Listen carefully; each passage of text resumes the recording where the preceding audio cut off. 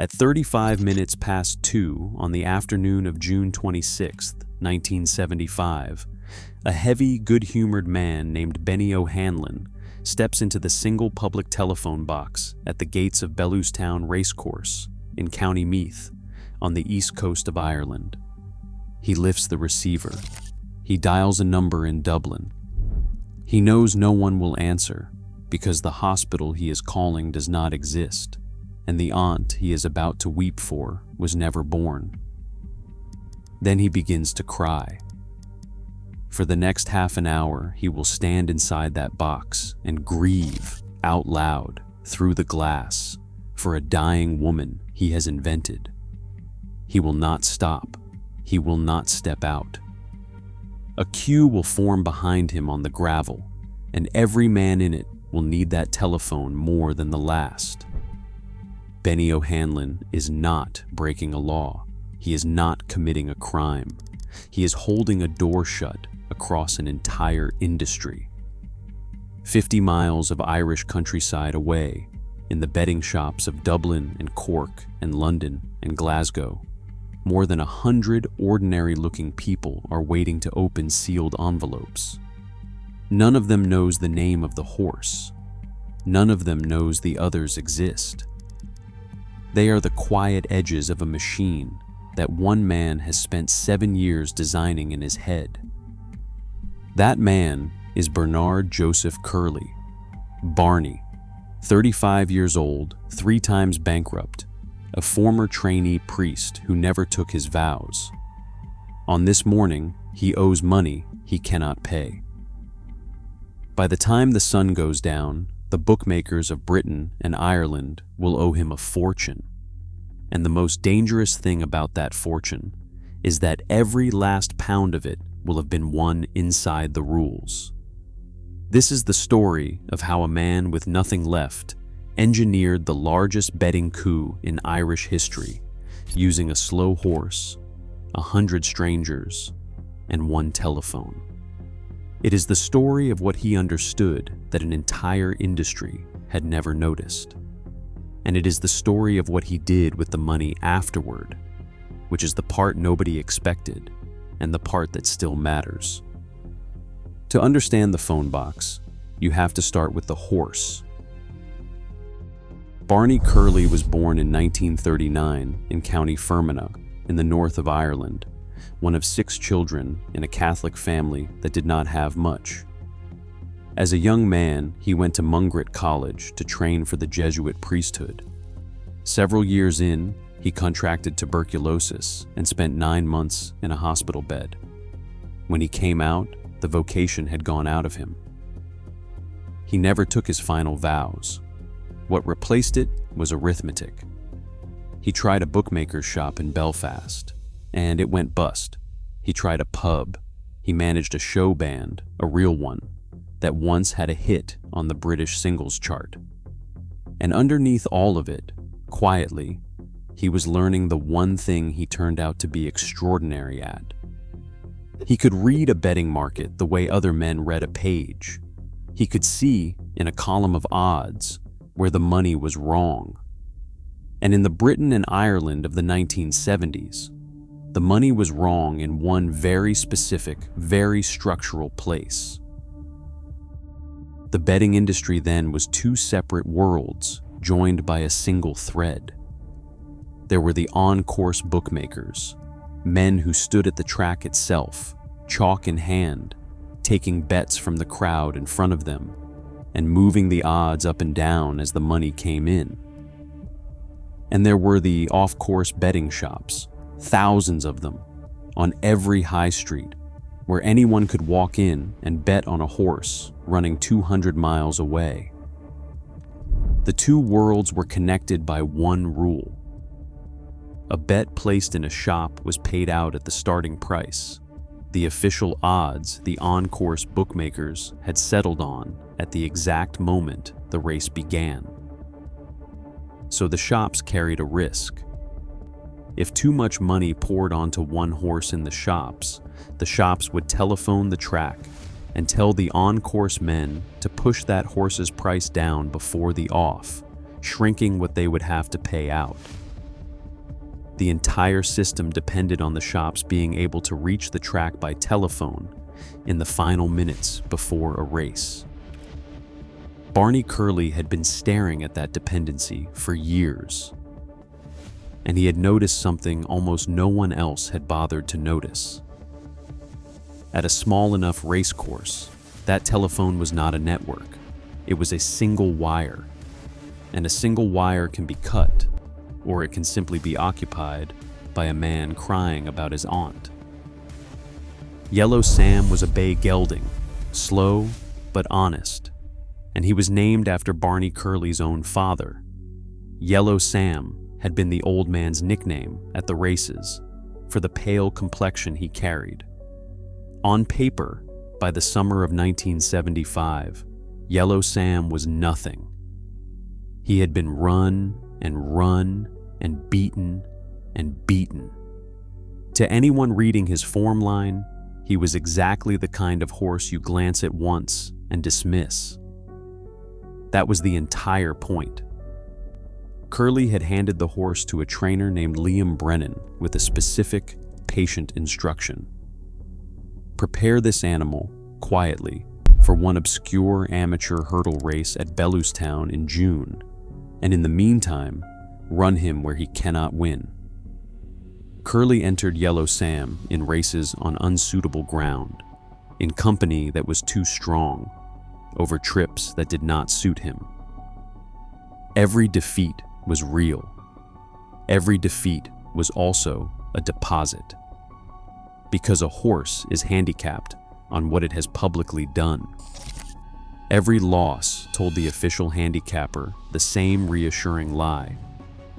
This horse is ordinary. Leave his weight low. Leave his price long.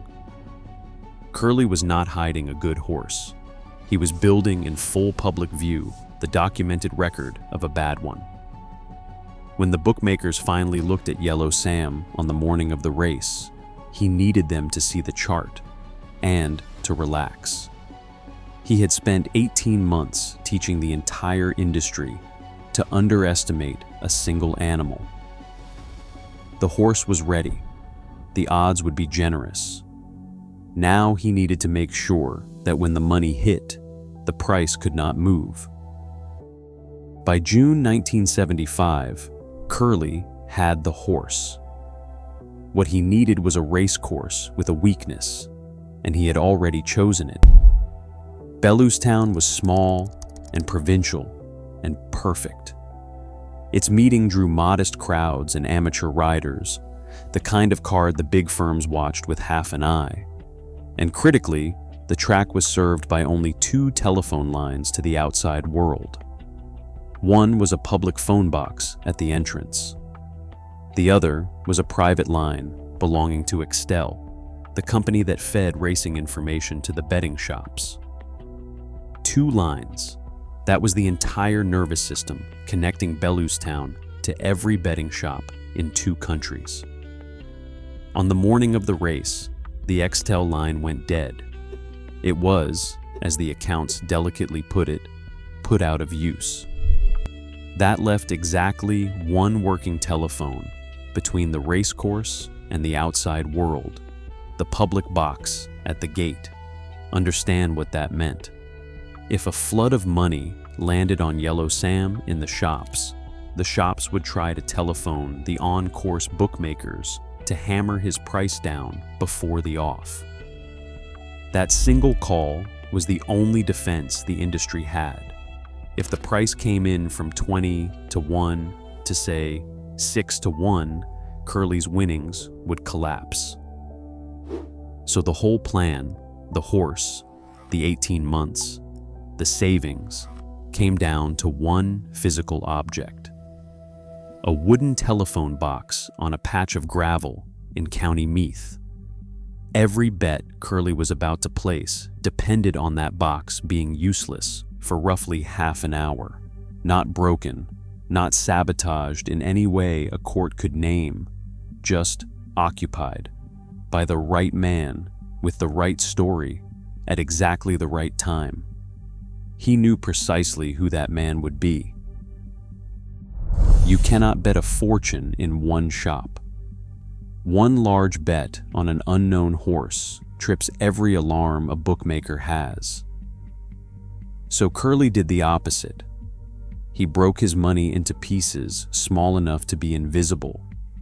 Across the weeks before the race, he assembled a network of more than 100 people, friends, relatives, men who owed him favors from his better years, and positioned them in betting shops scattered across Ireland and Britain. Each one carried between 50 and 300 pounds. Each one carried a sealed envelope. And here is the elegance of it. None of them knew the horse. If any single runner had known, days in advance, that the target was Yellow Sam, the secret could have leaked. A word in a pub, a whisper to a friend, a small bet placed too early that nudged the price. So Curley kept them blind. The envelopes stayed sealed. The instructions inside would only make sense once the phone rang. The timing was surgical. About 10 minutes before the off, Curley telephoned 6 or 7 trusted lieutenants. Each of them called 10 or 20 others. In a matter of minutes, a chain of quiet phone calls spread across 2 countries, and more than 100 people opened their envelopes, walked to the counter, and placed the same bet in cash on the same slow horse, all within the final window before the race. All too late for the shops to react. More than 15,000 pounds went down in those few minutes. It was every penny Barney Curley had, and some he had borrowed.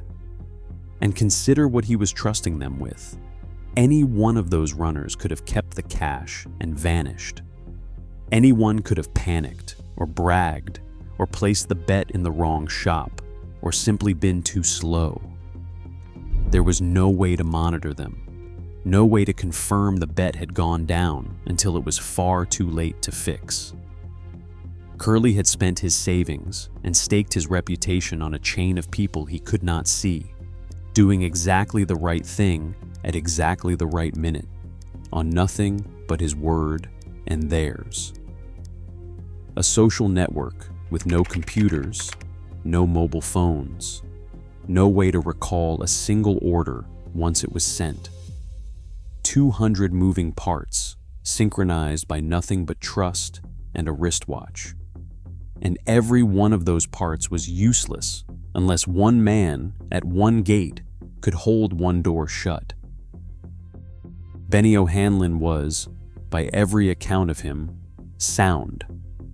A big man, fit, funny, the sort people instinctively liked and instinctively trusted, which is exactly why the job was his. The job did not require strength. It required that no one, looking at him, could bring themselves to be cruel. At about 35 minutes before the off, O'Hanlon walked to the public phone box at the Bellewstown gate, stepped inside, and pulled the door shut behind him. He lifted the receiver and began a conversation with no one, a long, breaking, desperate conversation with a dying aunt in a hospital that did not exist. He wept. He pleaded. He begged her to hold on. His grief was loud enough to carry through the glass, and it was completely convincing. Think about what that half hour asked of him. Not to speak once and hang up, but to sustain a performance, to keep a dead woman alive with his voice, minute after minute, while men gathered at the door and the clock in his own head counted down the only window that mattered. He could not check his watch too openly. He could not let the grief slip into boredom. He had to feel it enough to sell it, and stay cold enough to hold the line. One man, one receiver, one invented ant, standing between the entire British betting industry and the price of a horse. At first, the box simply looked occupied. Then, one by one, the men who needed it began to arrive. An off-course firm's agent, waiting to call the price down. then another. Then the on-course bookmakers themselves, realizing with slow horror that the one line out was engaged and would not clear. A queue formed on the gravel, and every man in that queue faced the same impossible problem. Inside the glass was a large man sobbing about a dying relative. What were they going to do? Drag a grieving man out of a phone box? Shout at him to hang up on his aunt? Every instinct that makes people decent worked that afternoon in Barney Curley's favor. The queue waited. Some of them, it said, offered sympathy through the glass.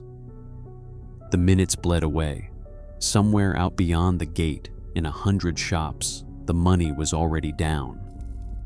And the one telephone that could have saved the bookmakers stayed warm in the hand of a man crying for someone who had never lived. No law had been broken. That was the terrible beauty of it. There was nothing to call the police about, and nothing a court could later undo. 3 o'clock. The horses walk in. The tape goes up.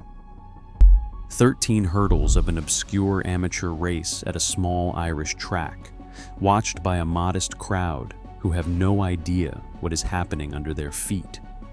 Barney Curley is not in a cottage listening to a radio. He is here. He knows that his own face is too well known, that a single bookmaker spotting him near the ring could give the whole thing away in the final seconds. So he has crept into the center of the course and hidden himself in a thicket of gorse, crouched in the bushes, out of sight, watching the one race his entire life has been folded into. Down in the gorse, the yellow flowers are sharp with that coconut smell they carry in the sun, and the thorns catch at his sleeves, and he does not move. He can hear the crowd somewhere behind him and the far-off blur of the commentary, and he is doing the only thing left to do, which is nothing. Every decision has already been made. The horse is out of his hands now. The 100 envelopes are open. The man in the box is either holding or he is not. 18 months of losing on purpose. Every borrowed pound, his marriage, his name, all of it is running loose out there on the track in the body of an animal he can barely see between the branches. He keeps his head down. If a single bookmaker recognizes the crouched figure in the bushes, the price could still move in the seconds that are left.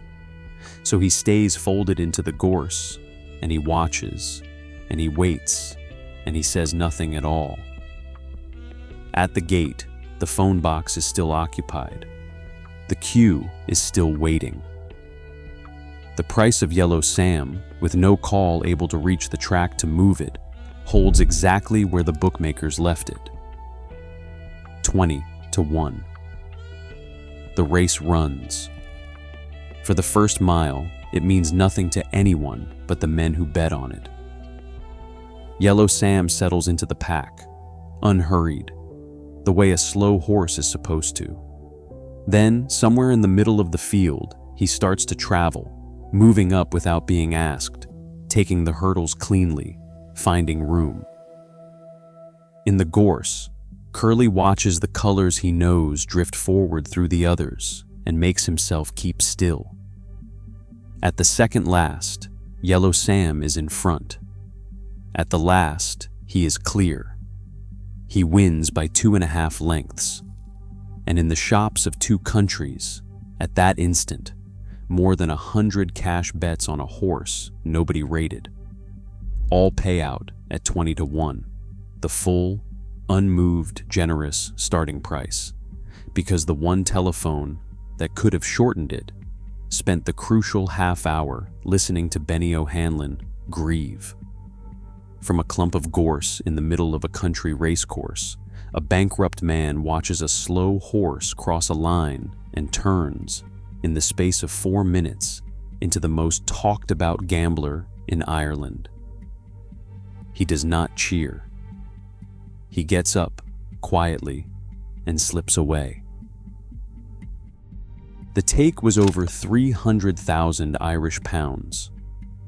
Adjusted for inflation, well over $1.5 million in today's money.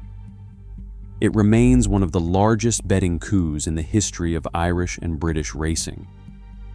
The bookmakers were furious, and they were helpless, because when their lawyers and their bosses sat down and went through exactly what had happened, they arrived at the same wall, again and again. A registered horse had run in a licensed race. Bets had been placed in cash, in licensed shops, at published odds, on printed slips, by people who had every right to be standing there. A man had used a public telephone for a long time. Nothing about any of it was against the rules. No law had been broken. So they paid, and there is a detail in how they paid that tells you everything about how it felt to lose. They handed the winnings over in single notes, small denominations, counted out into 108 separate bags. If they had to pay, they would make the counting of it as slow and as bitter as they could. There was talk in the days after of foul play, of manipulation, of the coup being somehow against the spirit of the thing. But spirit is not law. Every time the argument reached for a rule that Curley had actually broken, it closed on empty air. He had not forged a slip. He had not doped a horse. He had not tampered with a wire or threatened a soul. He had trained a horse honestly to lose and then honestly to win. And he had used a public telephone box that any member of the public was entitled to use. The bookmakers had built a £100 million industry on a single, unguarded assumption, and a bankrupt man had simply noticed it first. The industry could not take the money back. So it did the only thing it could. It changed the rules so that no one could ever do this again. Irish bookmakers rewrote their book to require that any large bet be placed well before the off, closing the late money window Curley had walked through. The single point of failure he had found was quietly welded shut. But the rule came after. The money was already gone. Barney Curley had beaten an entire industry not by breaking its laws, but by understanding them better than the people who wrote them. Here is the part the legend usually leaves out. Barney Curley did not stop. Over the next 4 decades, he ran further coups, some of them enormous. A strike in 2010, another in 2014 that cost the big firms millions in a single afternoon. He became a myth in his own lifetime. The small man who kept beating the giants and kept doing it inside the rules. And then, in 1995, the giant who never lost the only thing that mattered. His son Charlie, 18 years old, was killed in a car crash. There is no arithmetic for that. No slow horse, no sealed envelope, no engineered price. The man who had spent his life finding the one weak wire in every system stood in front of the one loss that has no weakness to exploit and could do nothing. What he did afterward was go to Zambia. Troubled by the poverty and the sickness he saw there, he founded a charity, Direct Aid for Africa, and for the rest of his life, he poured his time and his winnings into schools and clinics for children who would never know his name or his horse. The money he had taken from the bookmakers went to keep other people's children alive. He said, more than once, that the bookmakers had funded his Africa. Barney Curley died in 2021, aged 81, at his home near Newmarket. Go back, for a second, to the phone box. To Benny O'Hanlon, weeping through the glass for an aunt who was never born, while a queue of powerful men stood helpless on the gravel because not one of them could bring himself to be cruel to a grieving stranger. The whole coup ran on that, on the assumption that people, faced with someone else's grief, will step back and let it be. Barney Curley built a fortune on the decency of the men he beat, and then he spent that fortune, in the end, on the one kind of grief that no telephone box could ever fake. If this is the first you've heard of the man who blocked one phone and beat an industry, and of what he did with what he won, then he's exactly the kind of story this channel exists to bring back up. Subscribe and stay for the ones that were meant to stay buried.